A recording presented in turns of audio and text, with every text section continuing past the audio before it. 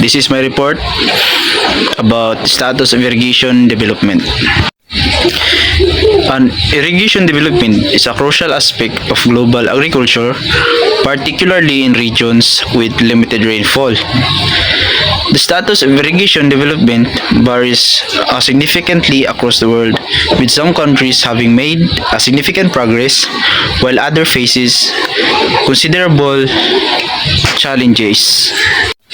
So, ang irrigation development is all about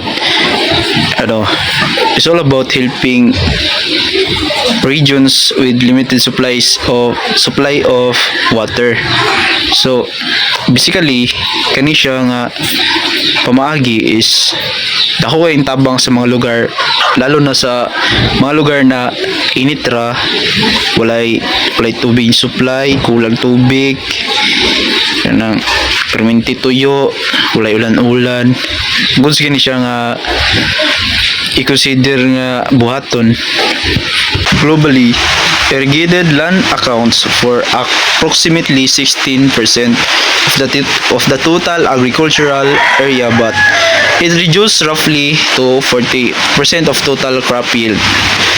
This significances the high productivity of irrigated land compared to the unirrigated land. The irrigated area has been expanded globally with a growth of 3% per year from 1955 to 1975, which has since decreased to the 1/3% per year from 1983 to 1944. So now we have to tackle about the challenges of irrigation development. So, despite the significant role of irrigation in enhancing agricultural production, several challenges hinder its development and sustainability.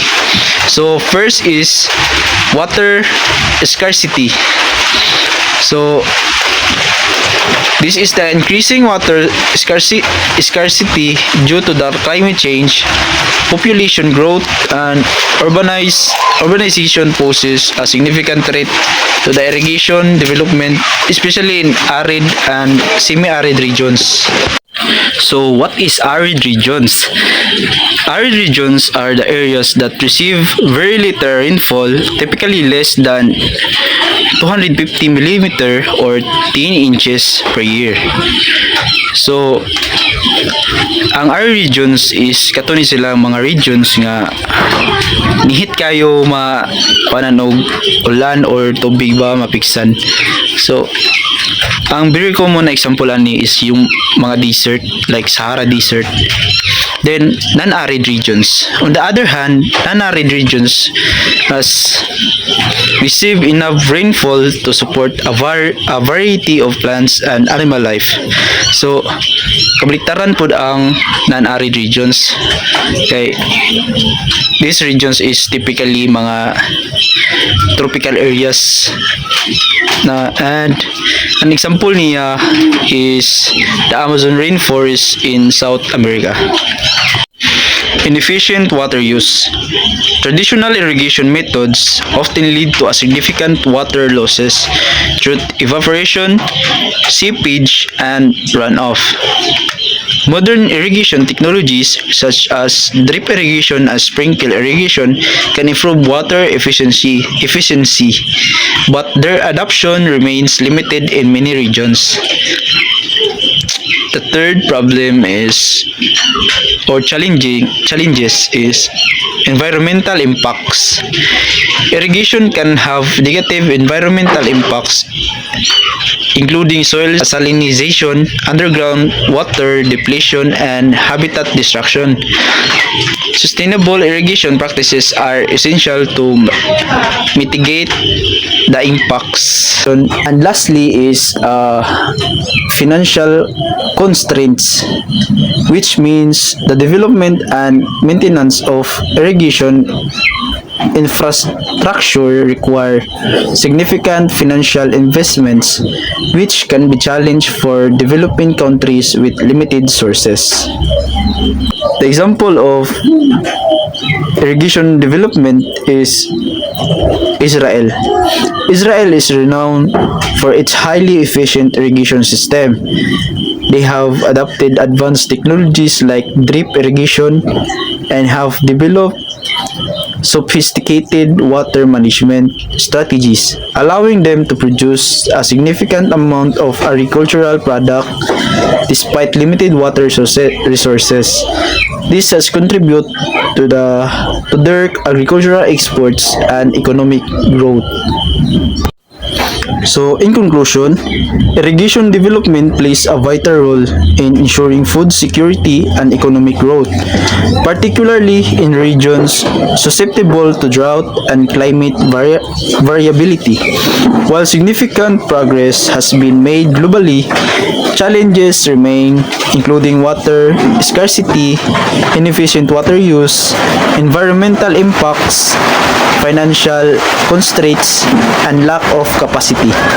Addressing these challenges requires a multifaceted approach involving technological innovations, policy reform, and capacity building. Sustainable irrigation practices are crucial for maximizing the benefits of irrigation while minimizing the negative impacts.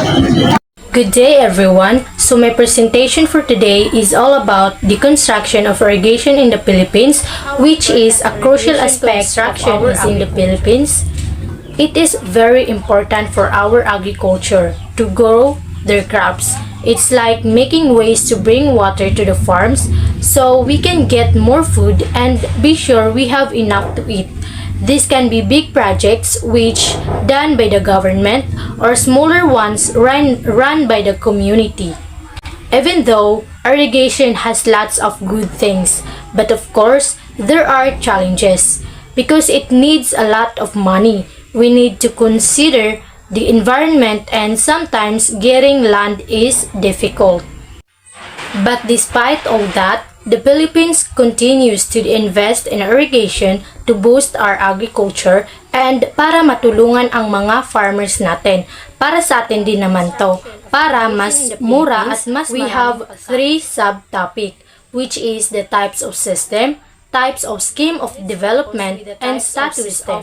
There are three categories of irrigation system or types of system. We have here a National Irrigation System or NIS, Communal Irrigation System or CIS, and lastly, National Irrigation Administration or NIA. They manage the really big irrigation projects, what we called National Irrigation System or NIS, which is the first National Irrigation System. So this picture ay ginagawa, inaayos at pinapatakbo ito ng NEA or National Irrigation Administration. At para may pambayad ang NEA sa paggawa at pag-ayos, nagbabayad ang mga magsasaka na nakikinabang sa tubig galing sa NIS. Yan ang tawag sa bayad sa serbisyo ng irrigation para lang mapanatili ni NEA na laging may tubig sa nagbago ang pamamahala sa mga malalaking sistema ng irrigation. Dati kasi, only the government ang gumagawa nito. But then, pinagsama nila ang mga grupo ng magsasaka which called Irrigators Association or IA para tumulong. So, the government and the IS work together to take the irrigation system. Common irrigation system. Ang pasabot ana sample diri sa mua, diri sa mangga, nagkuan sila na pinabagay magtukod sa common irrigation system. Ngayon, nakatabang ang NIE para makakuan sila og proyekto na project. Dayon, kuan dayon kinahanglan po sila magbayad di pa walay interest sila, zero ba interest sa walang 50 ka tuig. Pero ang nakatabang jud ang CI kuan kamo na irrigation system. Nitungod man guna kung init sa atong mga tanom dili jud ma-provide. Private irrigation system. Sabotan na example. Kanang kuan, example si Mang Juan na siya kuan kanang gulayan or sakahan. Kinahanglan jud niya nga naay tubig. Siguraduon jud niya kay mao man nay kung wala man gud ang tubig, dili jud ang mga tanom dili jud manubo tungod sa kainit karon. Dayon si Mang Juan iyang kagaling kuan ba kanang iyang kagalingong binuhat walay tabang ang mga gobyerno. Palit si Mang Juan og kinahanglan jud ni Mang Juan nga mopalit og kanang tubo kanang bomba para ang iyang mga tanom ma-provide jud niya buhat. Dayon nangutana po siya sa mga eksperto sa agrikultura kung kuan ba, pero siya ang pangunahing nagkuan sa kuan sa irrigation. Iya jud kagalingon ba siya tabang sa mga gobyerno, iyang kagalingon ng jud. National versus communal irrigation systems and a comparative analysis. Do you know what is an irrigation system, right? It is a system designed to supply water to crops, typically an artificial means, and also essential for agriculture, especially in arid and semi-arid regions. When you say arid, it's a dry land.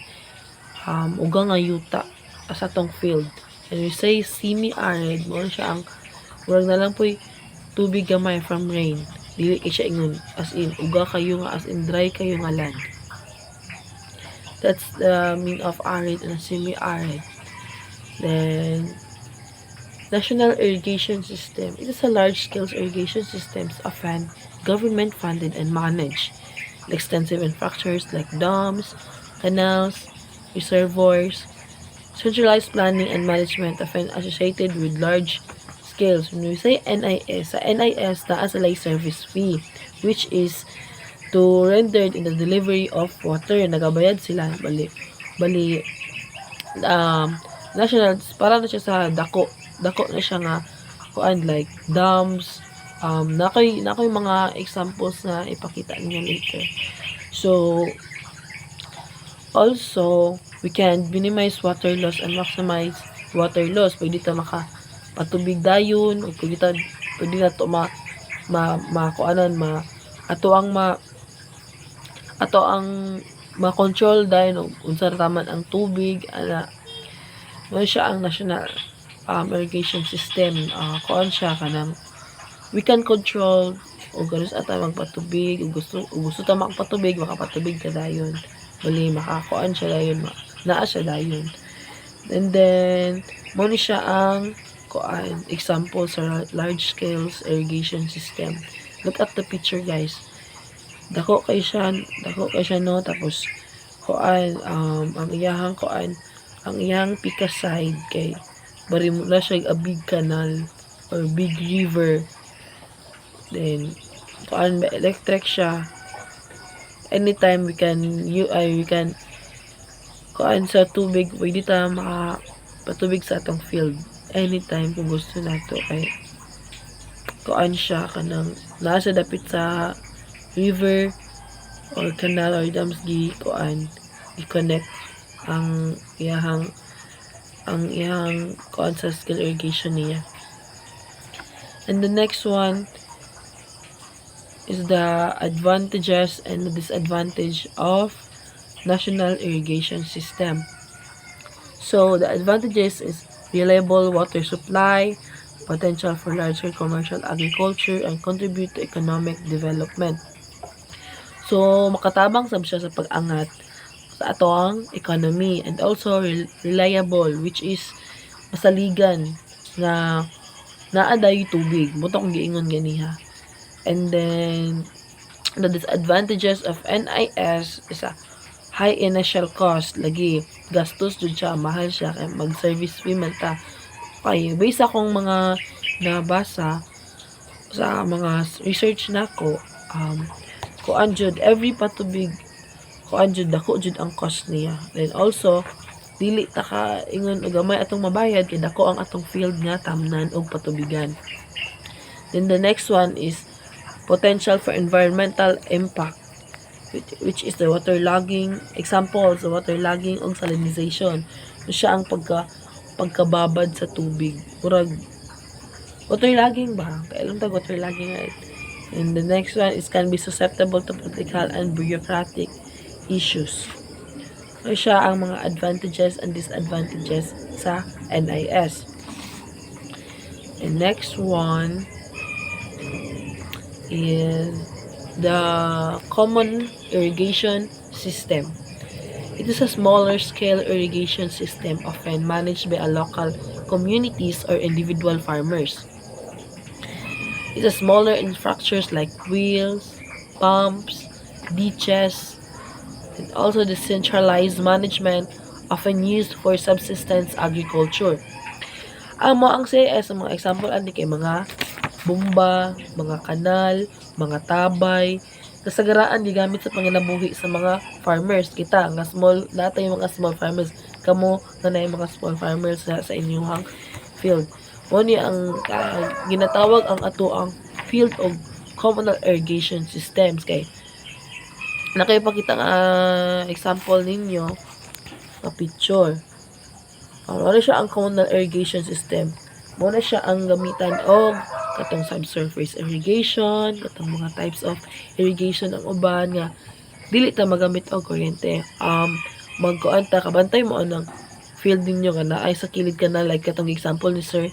Balik-balik ni sir nga storya nga ang field ninyo na ay gamay nga tubig sa kilid nga dito magkuhag tubig para sa field para patubigan ang atong field which is or ang atong basakan. So, try to look at this picture, guys. Muna siya ang communal irrigation system. Natawan ninyo og tarong, giplaster nila ayo para patubigan. Ginabuhuan nila ang isig ka ilalom anang mula giatang nila nga naay tubig dis na ay humay diri sa basakan para magka-gain og tubig ang field which is ang basakan. And the next one is advantages and disadvantages also in communal irrigation system. So advantages ani kay lower initial cost, can be more adaptable to local condition, and also can be more sustainable, especially if you manage well. So kuan siya no, less gasto siya, then tinuod man less gastos kay ato man kahago tubig man gikan pud sa ato ang basakan, nagipatubig bali murag tubod siya gikan, then sustainable. Then, samot og sakto ang pag-manage niya.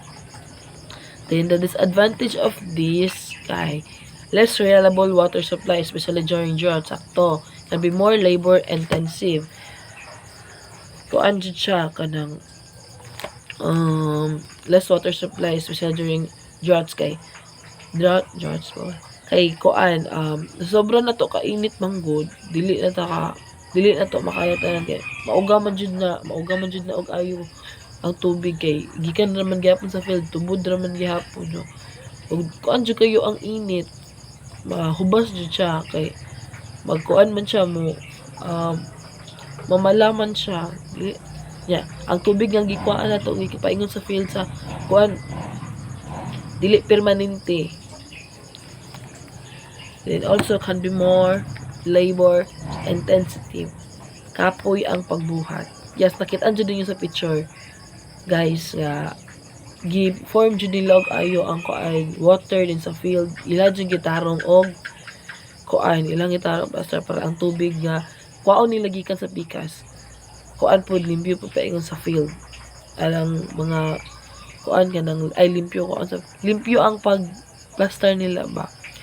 And then moto dili permanente ang tubig niya. Okay. Pero sa mabot nga drought here. So siya. Then this is the comparison table of national irrigation and common irrigation. So the feature of this scale. National irrigation large scale, dako siya. Nakita mo na to ganiha, di ba? And then common irrigation is small scale. Ang farmer lang siya. And the infrastructure, national irrigation is extensive and common irrigation is limited.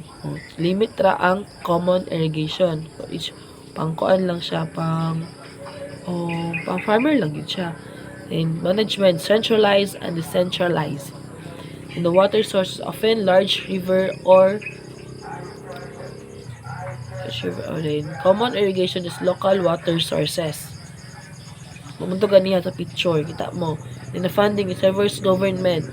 community or individual farmers ang sa common irrigation. Nakita man dahil no ang comparison table sa common o national irrigation. And the next one is the conclusion of this topic. Both national and common irrigation system have advantage and disadvantage. Also, the choice of system depends on various factors including the scale of agriculture, water availability, and socio-economic conditions. Sustainable water management is crucial for both types of system to minimize environmental impact and ensure long-term food security. So, sakto,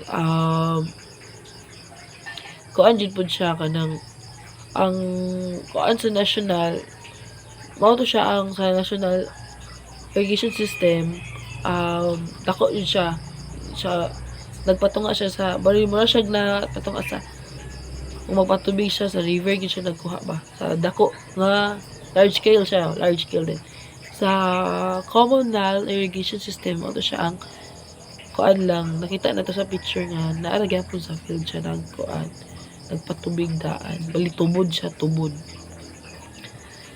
And that's all. Thank you.